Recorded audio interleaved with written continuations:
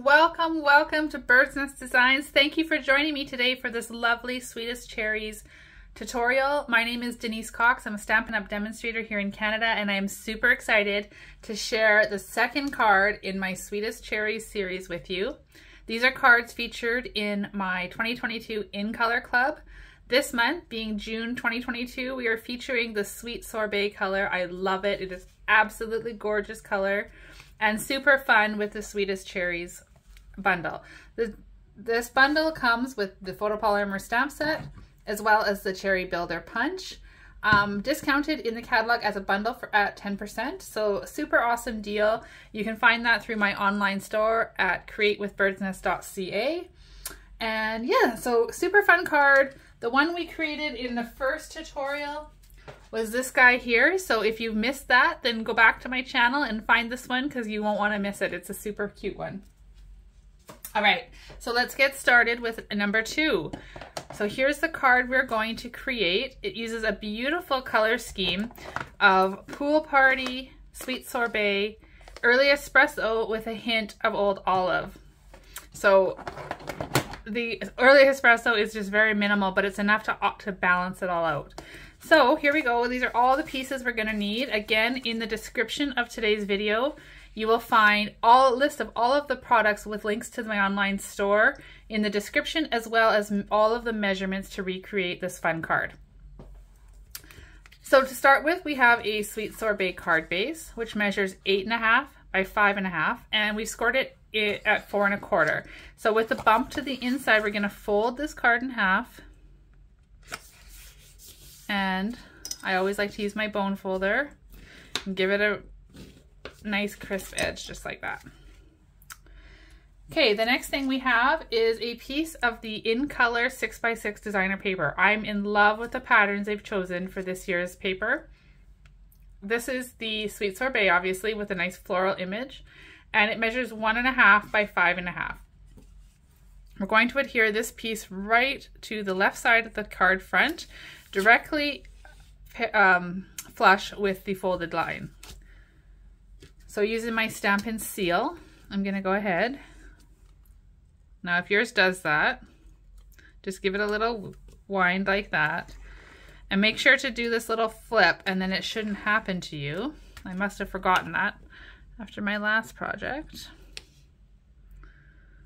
Okay, so we'll just attach that right down the center. So now we've got a nice little focus point on the edge of our card.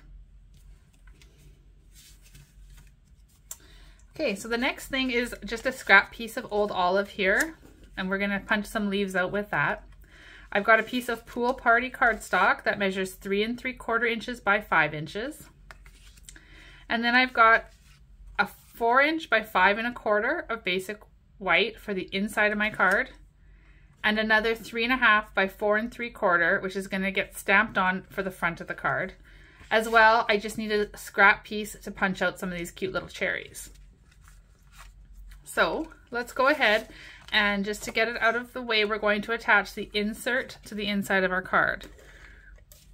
Now don't forget to decorate the inside however you desire. Put some of these cute cherries in there, anything you like. It's really fun to decorate and make the inside extra special.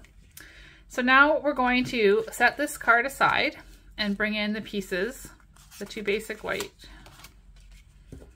pieces here.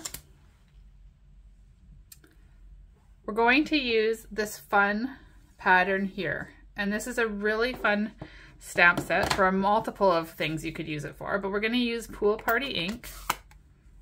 I'm just going to tuck that off to the side, and we're going to take this image, and what I'm going to do is I'm going to ink the whole thing up, but when I stamp it, I'm only going to stamp the bottom 3 rows, and you can see, because it's photopolymer, you can see where they're lining up. Now, it's a little bit hard sometimes to line it up when you're using white grid paper with white paper. So a trick I have is to just take a piece of colored cardstock. This one happens to be Night of Navy. And we'll go ahead and we'll put that underneath. Now it's going to get a little bit of stamping on it, but that's okay. If I want to use it for a project down the road, I'll just make sure that this is the underside of the piece I'm using. So again, you can see how much easier it is to line up when I can clearly see that white edge. So just stamp it down like this. So there is our border on the one edge, and I'm going to flip it over and do exactly the same thing on the bottom. So lining it up 3, and you'll notice I'm going off the edge, so I'm not ending up with a really sharp edge. Some of the images are going off. I'll do the same thing over here. Okay, so there is our border on top and bottom. I love how that turns out. Okay, so we can put this aside for now. I'm sure it'll be making another appearance. Next thing I want to do is stamp the greeting on the center of this piece. So using my Sweet Sorbet cardstock, or sorry, Sweet Sorbet ink pad, I'm going to stamp. Oh, these have stuck together. Okay, I'm going to stamp sweet. So this one is going to go somewhat near the bottom and off to the left side here. Okay, and then I'm going to stamp this "Thank you for being so," and then it'll say sweet. I love that. I love the combination of greetings that they've made for this stamp set. It's absolutely precious. So lining up the G into the inside of the W so I can get it nice and close together. I'm going to just stamp that right above. So cute. All right. Those can go aside. This piece can now get attached to the pool party.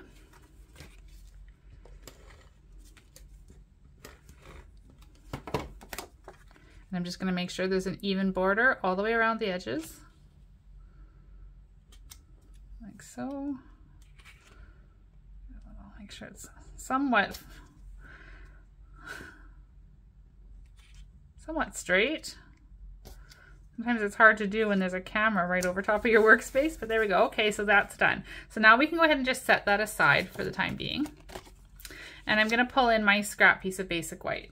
And as you can see, we've got 3 cherries on the front of this card. So if you watched my first video, you'll already know this trick, but if not, I like to punch and then stamp when it comes to the cherry builder punch. Most times I'm a fan of stamping and then punching, but with this one I found it much easier to punch it out and then stamp it. So all I'm really after right now, in all honesty, is the cherry. I don't need the leaves, and I'm not using the stems, and I'll show you why. So we just want to punch out 3 cherries. And sometimes I can save a little paper by maybe doing it this way, be a little more thrifty. I'm just sort of getting it in here. 2, and so we need 1 more cherry.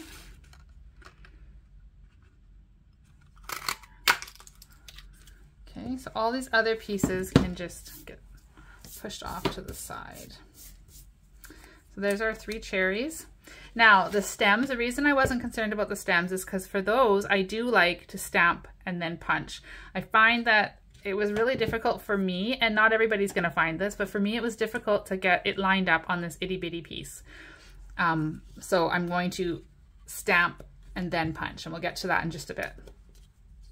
So on this green old olive, I want to punch out 4 of the leaves. So I'm just going to put that in there and make sure that they're lining up in the back of the punch. Give that a punch and they're going to go flying. So there's 2. And then we just need 2 more. Perfect. There we go. Okay, that's fun.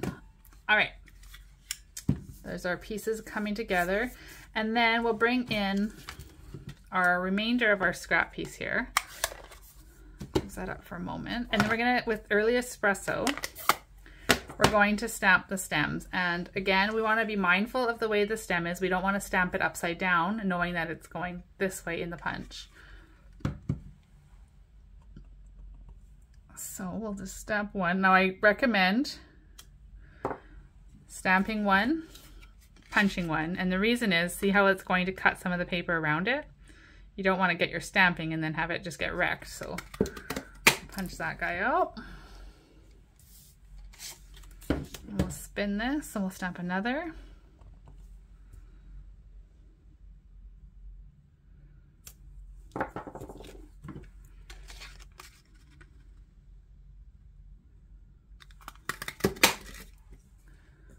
2.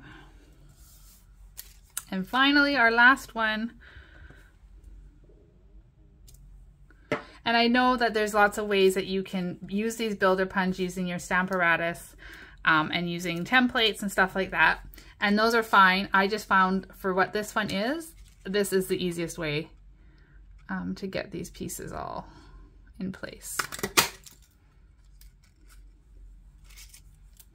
All right, so we're finished with our punch. We're finished with the, no, we're not finished with the early espresso yet. I'm getting ahead of myself. So now we're going to stamp on these 4 leaves. And in this set, there's this little image here. And we're gonna use that to create spines or veins on the leaves. So just a little bit of ink. And I like to situate it so that the stamp is coming off the end so it doesn't look like the veins are floating.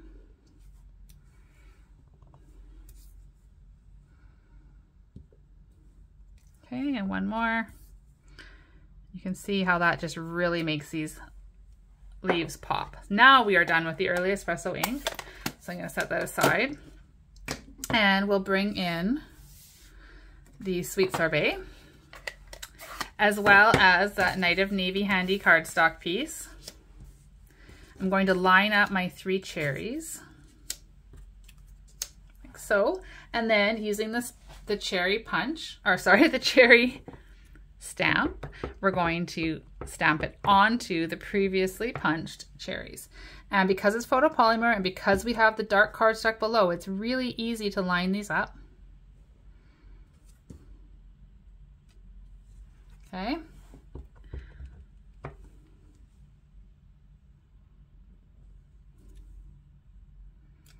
Number 2.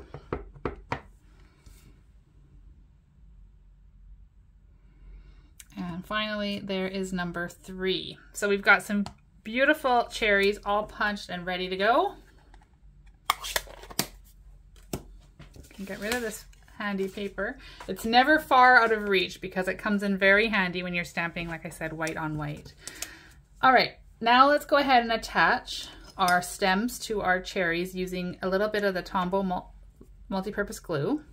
And we're just going to put a little bit on this end here. Very little bit's all you need. This glue is super powerful. And we'll just stick that down in the center of the cherry. So doing the same thing for all 3.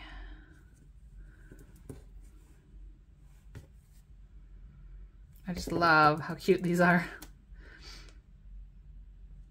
Okay, this will only take a second to dry. So while that's drying, let's go ahead and pull in the front that we've already stamped. And I want to put 1 cherry down below here. And I'm going to put a cluster of 2 up above. So using my Stampin' Dimensionals, because you all know if you've watched my videos in the past, I love, love, love adding lots of layer and dimension to my cards. So we're going to add a couple of dimensionals to the back of this cherry here.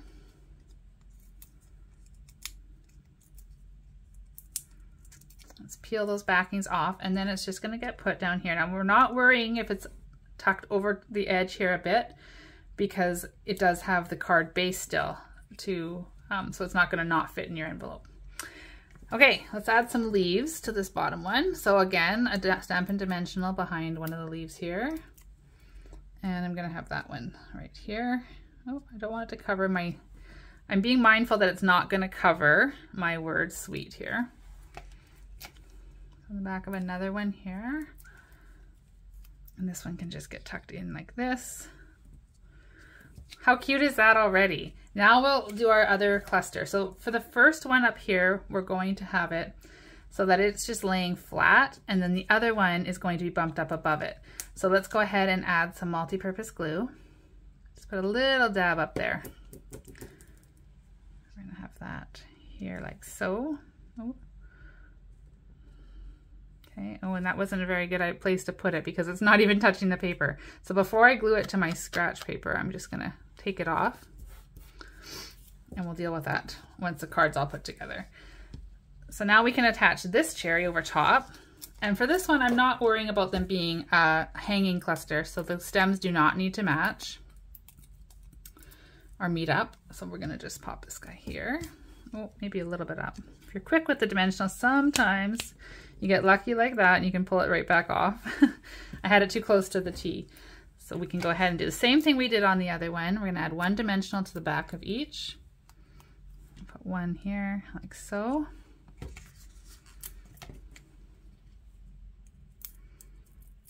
And the other one can go right over top like this. So cute, I love it. This cherry set is so super sweet. And then we're going to attach this to the front. But of course, as I mentioned, I love texture, I love layers, and I love dimensions. So we're going to add a few more, a little bit more dimension to this card by putting the whole front on some dimensionals. And trying to get that as straight as we can.